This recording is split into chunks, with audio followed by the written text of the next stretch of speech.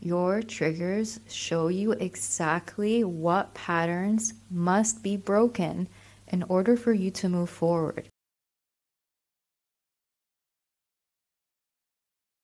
Not only in the area of life in which you are being triggered, but in every other area of life in which you are desiring to receive more abundance, more success, more love, whatever it may be. Your triggers are the compass. And today I'm going to help you identify how you will know when you are being triggered so that you can gain that awareness and have the power in your hands to make a different choice.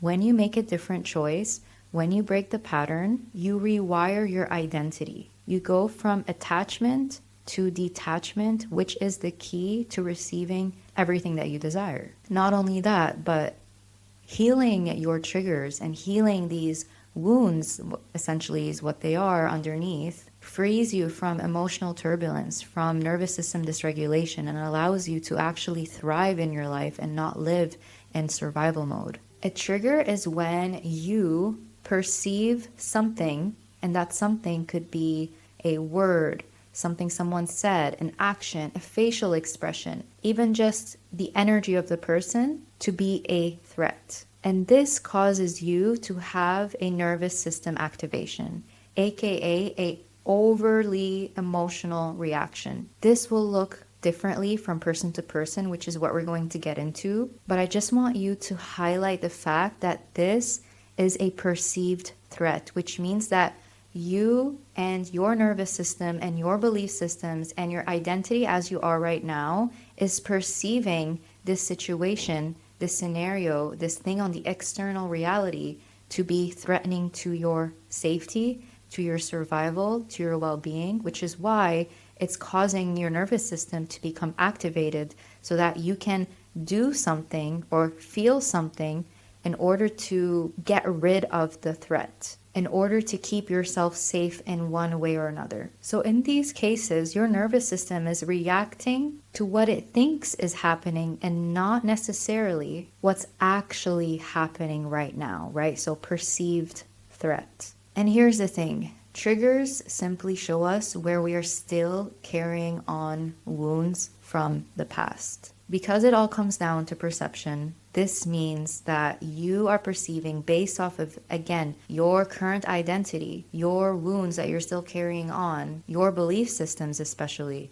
in relation to how you are projecting and experiencing your external reality. You would only be triggered by something if you believed something to be true. You would only have an emotional reaction to something based off of a belief, because everything we feel, think, and act is filtered through the lens of our belief systems. So an example of things that you could perceive as a threat could be when somebody else's mood shifts, maybe your partner, maybe your friend. It could be not getting your needs met in your relationship or in your life in relation to money, in relation to success. It could be feeling misunderstood.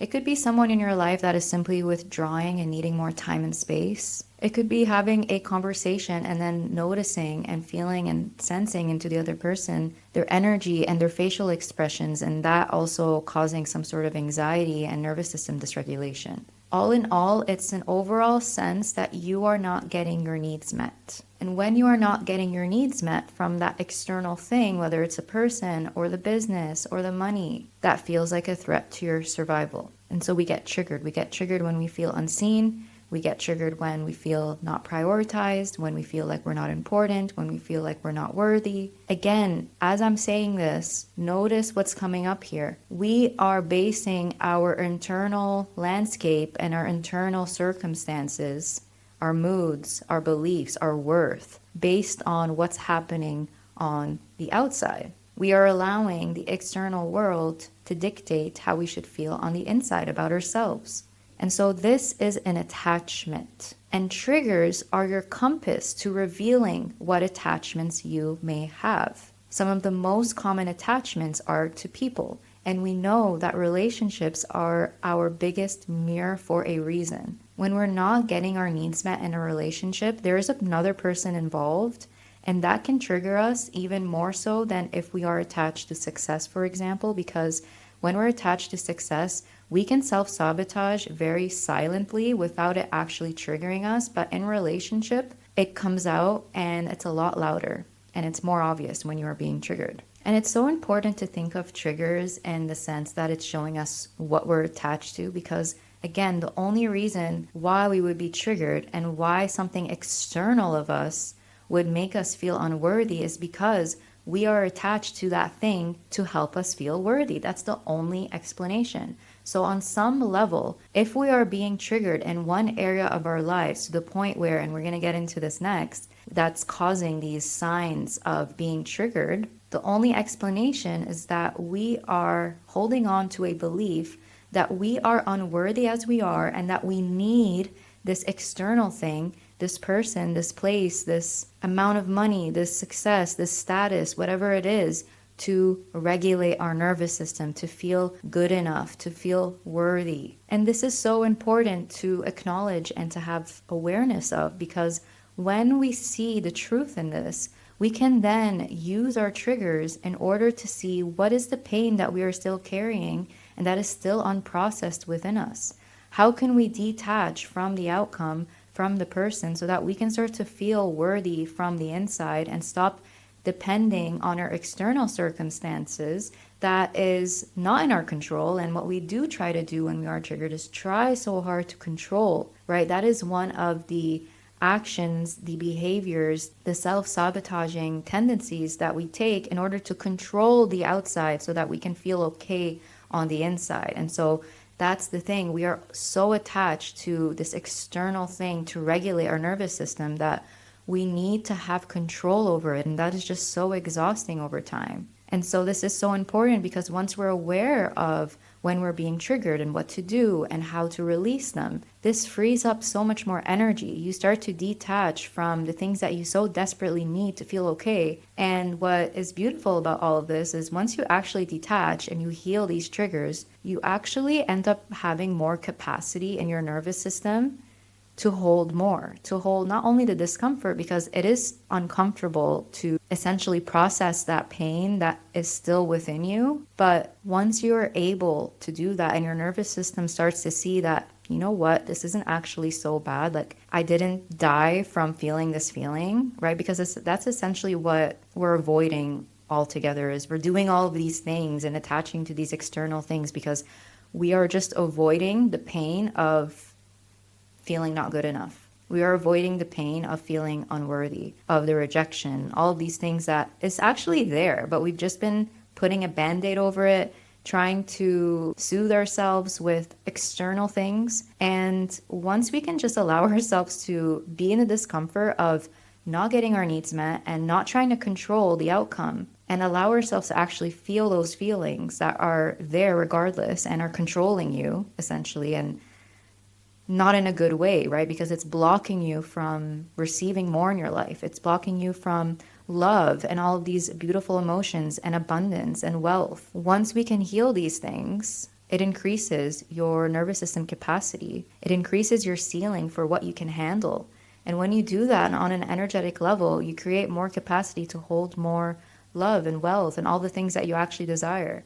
And you actually attract the things that you were so desperately clinging on to and holding on to and attached to, and those things just end up chasing you instead. So pay attention to this part. This is a very important piece because in order for us to actually make any changes and heal any parts of this, we need to be able to identify when we are being triggered. What are the signs that are telltale signs that right now I am activated and I am triggered, and this is going to allow me to make a different choice. Once I have that awareness, I have the power to make a different choice. So I already mentioned one, but having a disproportionate emotional reaction to something. It could be something so subtle. It could be something so small, right? Like I said before, it doesn't have to be an obvious negative experience. It's a perceived threat. So it could be as simple as your partner withdrawing or your partner just having low energy and not being in his regular mood or her regular mood.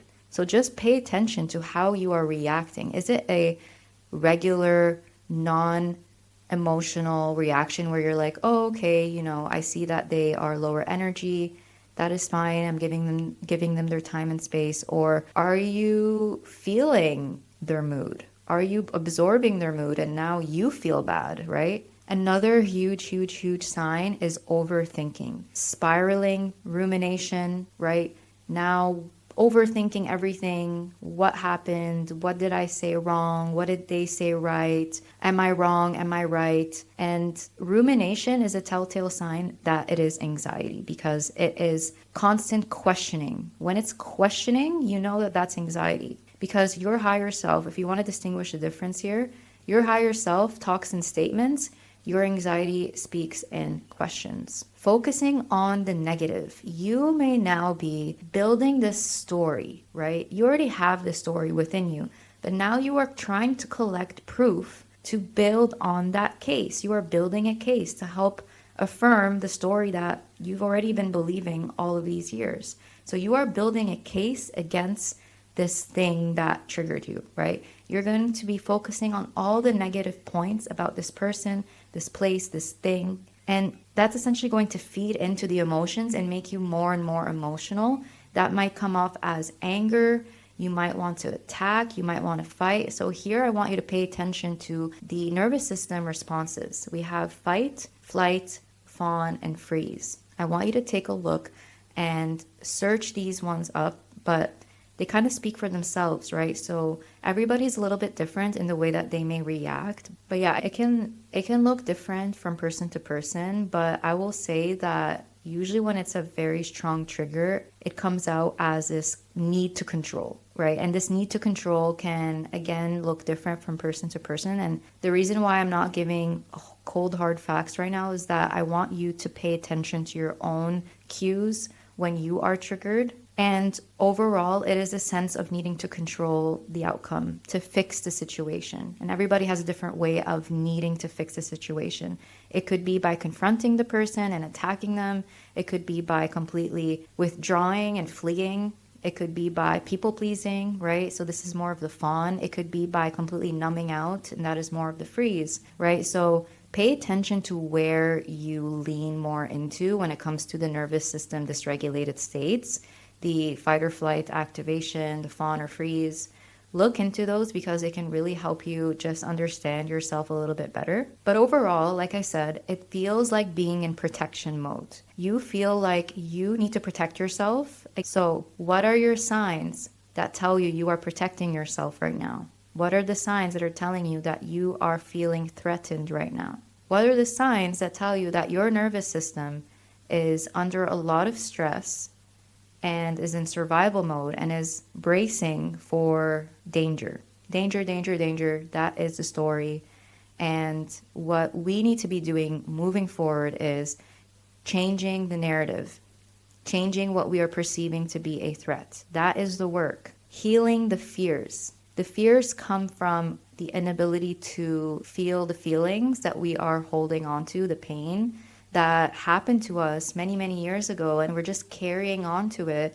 We're holding on to pain that simply you can think about triggers in this other beautiful way that it's just coming up so that you can have a chance, an opportunity to finally feel it for once and for all, to heal it, right? And so every time you are triggered, it's a beautiful opportunity to lean into it, to welcome the feeling and resist the urge to try to control the outside so that you can feel good on the inside. But that is for another day. Today, all that I want you to be aware of is your personal cues for when you are being triggered. Once you have this awareness, you have the power in your hands. You have the power to make a different choice and to rewrite the story, to allow yourself to heal and set yourself free, increase your capacity for more, and start to move towards the things that you desire with ease. I hope you enjoyed this one, and I will see you in the next one.